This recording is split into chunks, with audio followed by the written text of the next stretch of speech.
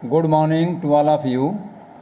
बच्चों, आज की ऑनलाइन क्लास में आप ज्योग्राफी का लेसन नंबर 4 कृषि का दूसरा भाग पढ़ेंगे। इसके पहले वाले वीडियो में आपने भारत में कुल कितने प्रकार की कृषि की जाती है, उनकी क्या विशेषताएं हैं, ये जाना है। आज आप जो है भारत में उगाई जाने वाली मुख्य फसलों के बारे में विस्तार से समझेंगे। तो चूँकि भारत में मिट्टी, जलवायु और कृषि पद्धतियों में अंतर पाया जाता है, इसलिए देश के विभिन्न क्षेत्रों में अनेक प्रकार की खाद्य और अखाद्य फसलें उगाई जाती हैं।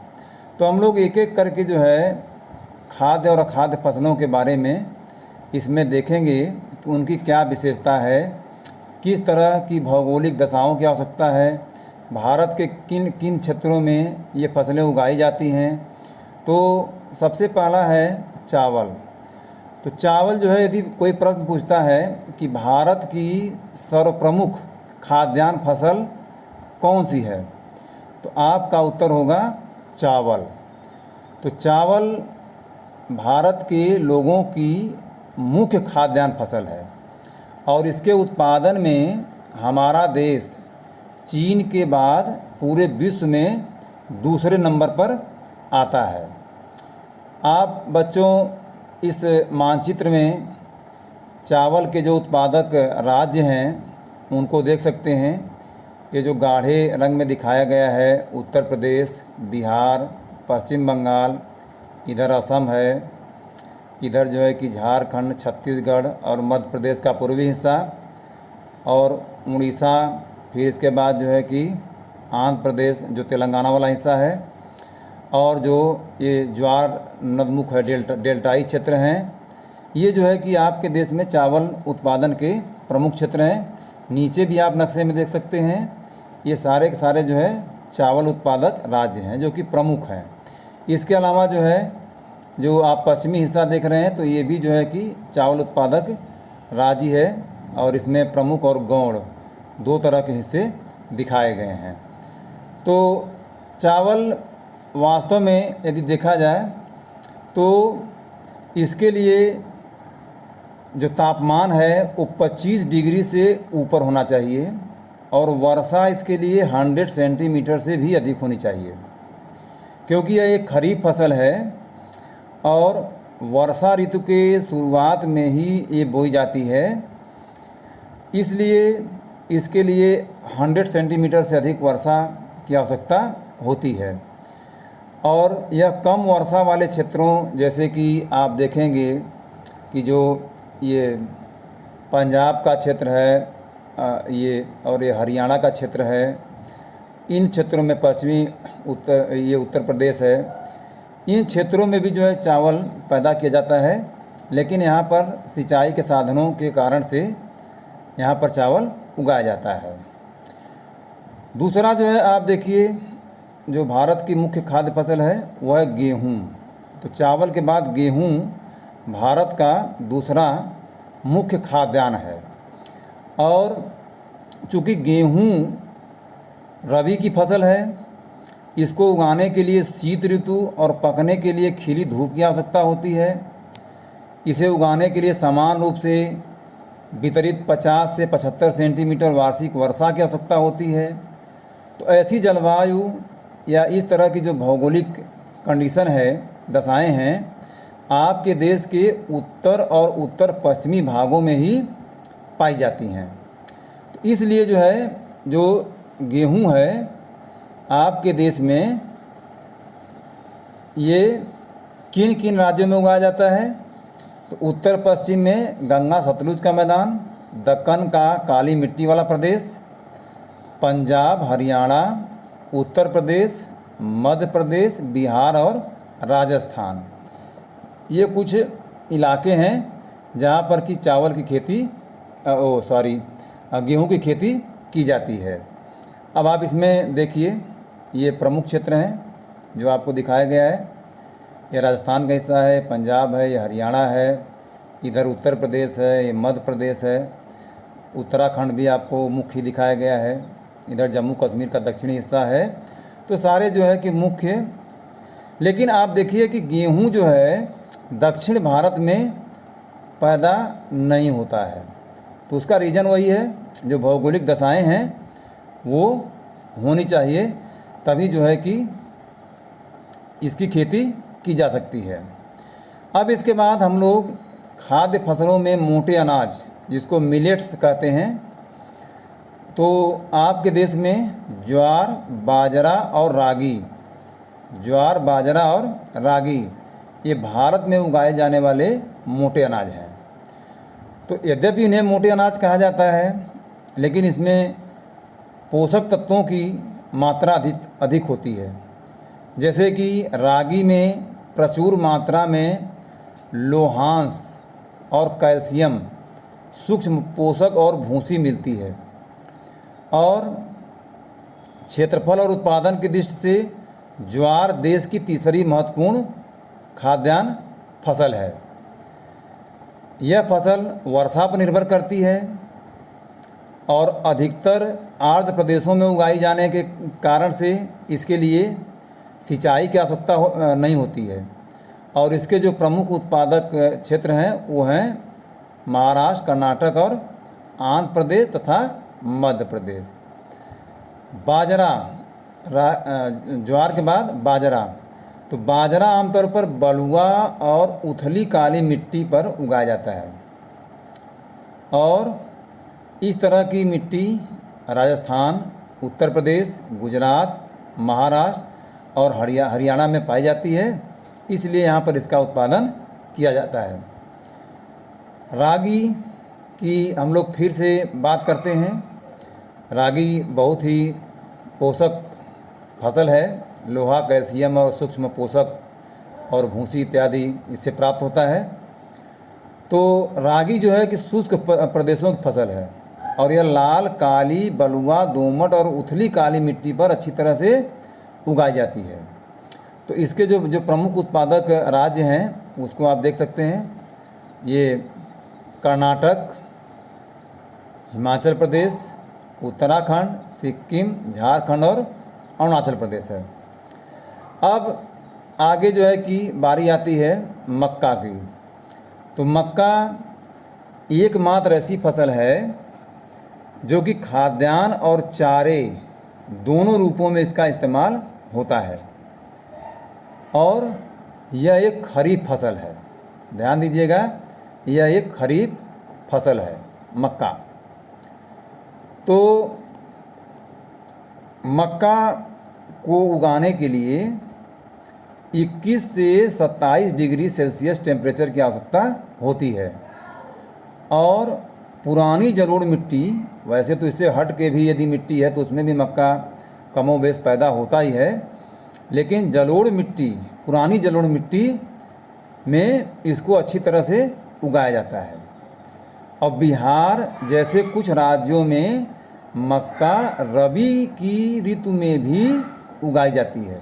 ध्यान दीजिएगा, वैसे खरीफ ऋतु की फसल है, लेकिन बिहार जैसे कुछ राज्यों में रबी की ऋतु में भी इसे उगाया जाता है। और आधुनिक प्रौद्योगिकी निवेशों जैसे उच्च पैदावार देने वाले बीजों, उर्वरकों और सिंचाई के उपयोग से मक्का का उत्पादन बढ़ा है। तो आपके देश में जो मक्का उत्पादक मुख्य राज्य हैं उनको देखिए, कर्नाटक, मध्य प्रदेश, उत्तर प्रदेश, बिहार, आंध्र प्रदेश, तेलंगाना इत्यादि। बच्चों ये ध्यान रहे कि हर राज्य में बहुत सारी फसलें उगाई जाती हैं। आप एक एक फसल के बारे में पढ़ रहे हैं और उत्पादक राज्यों के बारे में पढ़ रहे हैं, तो निश्चित तौर पर जो है आपको कन्फ्यूजन हो सकता है। तो इसके लिए आप जो है हर फसल के बारे में विशेषता के रूप में सारी चीज़ें लिखेंगे और इसको समराइज करेंगे, तब जो है ये आपको क्लियर हो जाएगा कि किन किन राज्यों में कौन कौन सी फसलें उगाई जाती हैं। नहीं तो ऐसे जो है सब कुछ मिक्स हो जाएगा। अब इसके बाद बारी आती है दालें, जो पल्सेस हैं उनकी भी बात हम लोग करते हैं। तो भारत के लिए एक बहुत ही महत्वपूर्ण चीज़ है कि ये विश्व में दालों का सबसे बड़ा उत्पादक है, तो उपभोक्ता भी है। क्योंकि दालें जो है शाकाहारी खाने में सबसे ज़्यादा प्रोटीन वाली होती हैं। और तूर, अरहर, उड़द, मूंग, मसूर, मटर, चना, ये भारत की मुख्य दालें हैं या दलहनी फसलें हैं। अब क्या आप इसमें से बता सकते हैं कि कौन सी दालें रबी ऋतु में उगाई जाती हैं और कौन सी खरीफ ऋतु में उगाई जाती हैं? तो आपको पता होना चाहिए कि जो रबी की ऋतु है उसमें चना, मटर और मसूर, ये 3 दालें जो है रबी ऋतु में उगाई जाती हैं। और मूंग, उड़द तथा तुअर यानी अरहर, ये जो है कि खरीफ ऋतु में उगाई जाती है।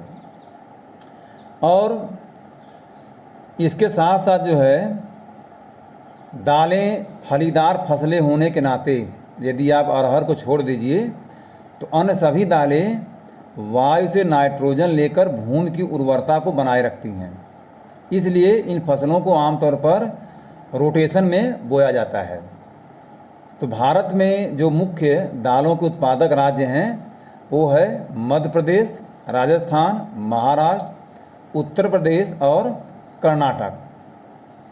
अब इसके बाद हम लोग देखते हैं खाद्यान्नों के अलावा, अभी तक तो आपने खाद्यान्न पढ़ा, अन्न, खाद्य खाने वाले अन्नों के बारे में पढ़ा, खाद्यान्न।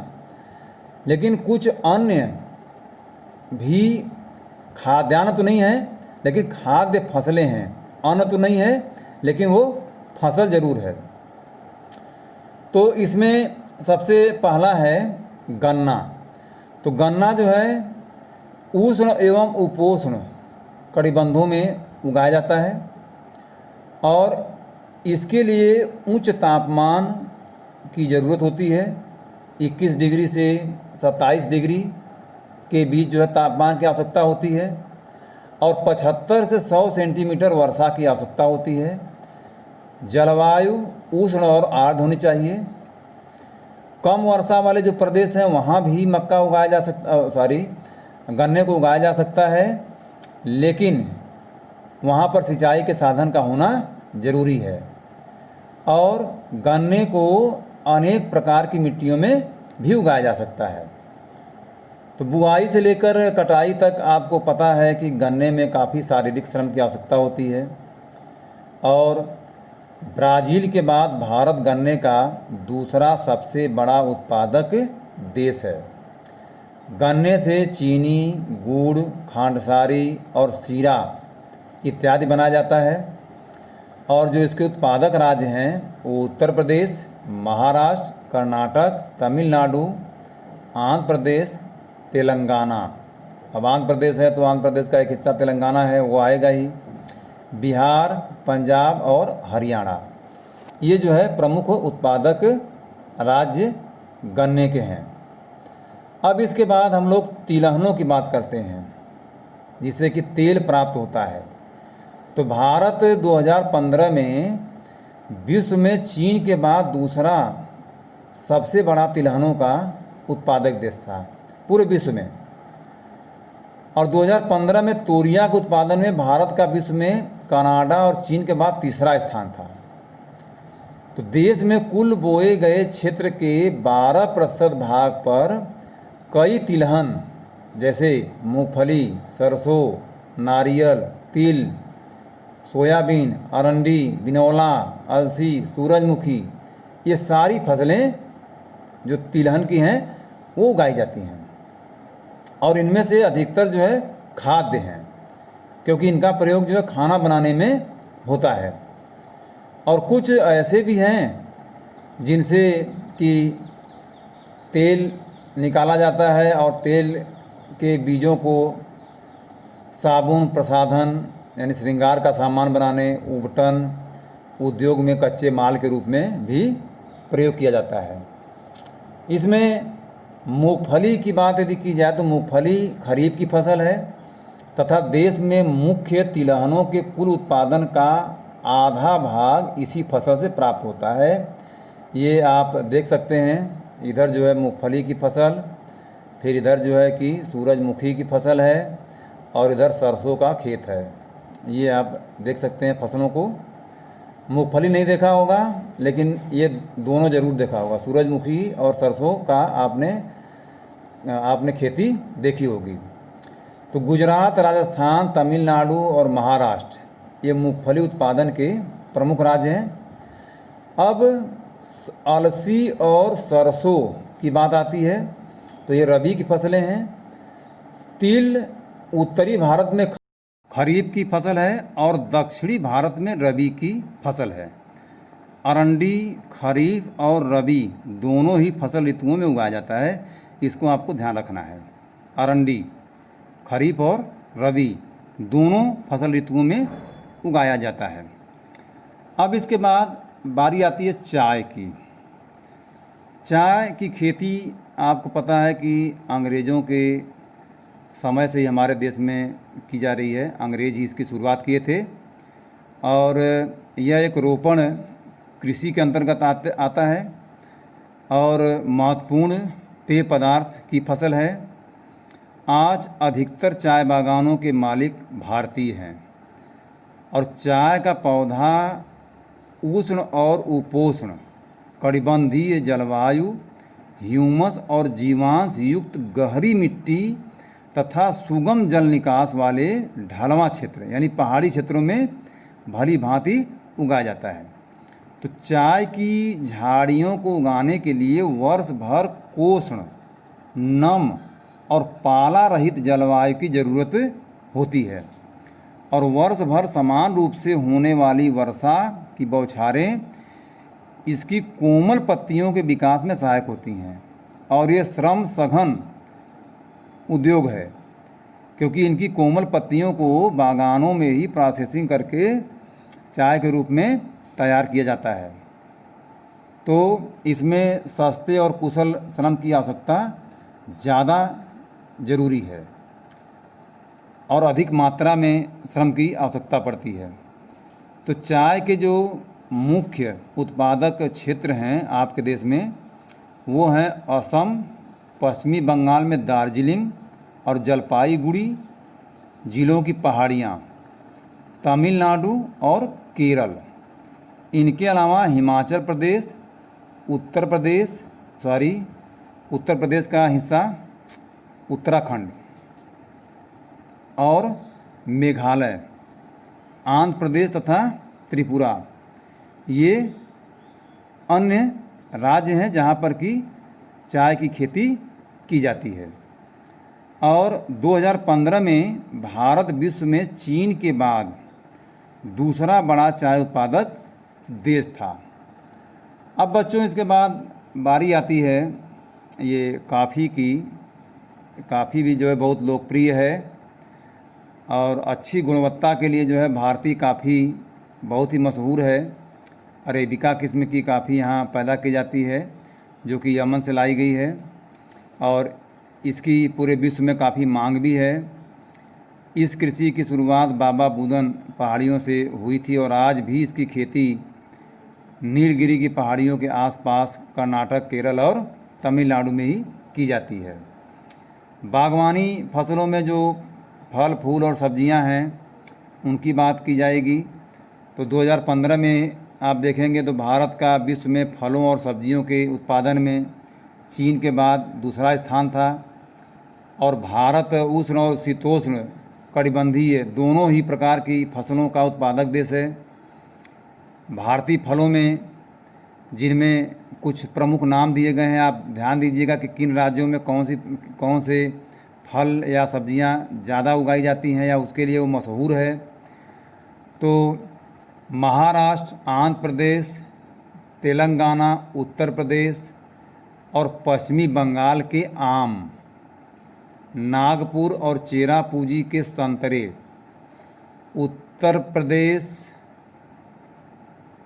और बिहार और मेघालय के अनानास, केरल, मिजोरम, महाराष्ट्र और तमिलनाडु के केले।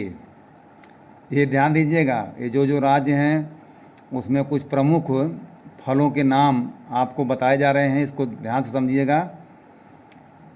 आंध्र प्रदेश, तेलंगाना और महाराष्ट्र के अंगूर तथा हिमाचल प्रदेश और जम्मू व कश्मीर के सेब, नाशपाती, खुबानी और अखरोट की विश्व भर में बहुत मांग है। तो ये जिन जिन राज्यों में जो जो आपने फलों के नाम जाना है, उन राज्यों में ही वो ज़्यादातर उगाए जाते हैं। यहाँ पर कुछ चित्र भी दिया गया है, आप इसको देख सकते हैं। अखरोट का है, ये सेब का है, ये अनार का है। इस पौधों को भी आप ध्यान से देख लीजिए। और भारत में इन फलों के अलावा मटर, फूल गोभी, प्याज, बंद गोभी, टमाटर, बैगन और आलू जैसी सब्जियां भी प्रमुखता से उगाई जाती हैं।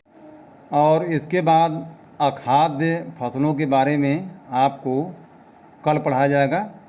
तब तक बच्चों, आपको जितने भी प्रकार की फसलों के बारे में बताया गया है, उन फसलों का एक संक्षिप्त नोट के रूप में, एक चार्ट के रूप में आप उसको तैयार करें, ताकि सब कुछ जो है एट ए ग्लांस हो जाए, उसको समझना आसान हो जाए।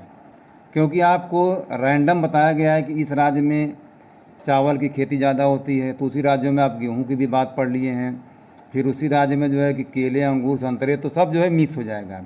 तो इसको आप सॉर्ट आउट करके जब नोट्स के रूप में लिखेंगे, तभी जो है ये क्लियर होगा।